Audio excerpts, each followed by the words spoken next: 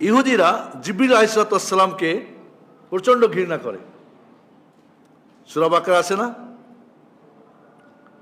কয় মোহাম্মদ আপনার কাছে কে ওয়াহী নিয়ে আসে? কয় জিবরিল। কয় না মানবো না, মিকাইল বা ইসরাফ, মিকাইল আনলে মানতাম, কারণ আমাদের সব তথ্য ফাঁস করে দিত, আমাদের দুশ্মন। ঠিক শিয়া রাফেজির আর একটা দল আছে আলাবি গ্রুপ, যারা জিবরিলকে প্রচন্ড ঘৃণা করে, কারণ তারা মনে করে জিবরিল ভুল করে আলী রাদিয়াল্লাহু কাছে ওয়াহী না দিয়ে মুহাম্মদকে ওয়াহী দিয়েছে। এবং আপনি খুব আশ্চর্য হবেন, তারা পাঠা পালে, পাঠা তিনটা পাঠা পালে। একটা হলো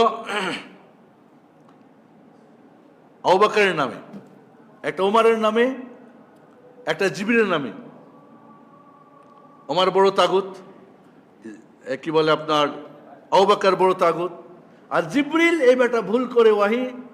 এবং আলাবি গ্রুপ, এই আলাবি গ্রুপ অত্যন্ত শক্তিশালী গ্রুপ। কোথায়? এই যে আসাদ, বাশারুল আসাদ, এর আলাবি গ্রুপ। এই শিয়া রাফেজি গ্রুপ জঘন্য। এটা তুর্কিস্তানে বিশাল একটা অংশ আছে। আর আপনার এটা কি বলে ইরানে আছে, যারা মুহাম্মদ সাল্লাল্লাহু আলাইহি ওয়াসাল্লামকে রাসূলই মানে না। এই জন্য তারা জিবরিলকে ঘৃণা করে। এবং আমার একজন খুব কাছের মানুষ, উনি বলছেন ইন্ডিয়াতে তার বন্ধুর সাথে শিয়াদের একটা প্রোগ্রামে গিয়েছিল এই মুহররমে। ওইখানে গিয়ে দেখে একটা পর্দার ভিতরে ওরা ছুরিয়াঘাত করে পাঠাকে, আর চিৎকার করে পাঠা, আর গালিগুলো দেয়ার মারে। তো বলে যে আমি জিজ্ঞেস করলাম, উনি আবু তাহের বর্ধমানী সাহেব, নাম শুনছেন কিনা? আবু তাহের বর্ধমানী, উনি যখন বই লিখেছিলেন উল্টা বুঝিল রাম, তখন ইন্ডিয়া তার হত্যার বিল পাস করে, তখন তিনি পালিয়ে আসেন দিনাজপুরে। তো আমার নানা শ্বশুরা তখন জায়গা দেন, বাড়ি করছে। বড় একজন ভালো বক্তা, ভালো সাহিত্যিক, ওনার অনেক সুন্দর সুন্দর বই আছে, অধপতন অতল তলে, উল্টা বুঝিল রাম, এরকম বেশ খুব সাহিত্যিক মানুষ, বর্ধমানের মানুষ ছিলেন। উনি নিজে আমাকে এটা শুনিয়েছেন।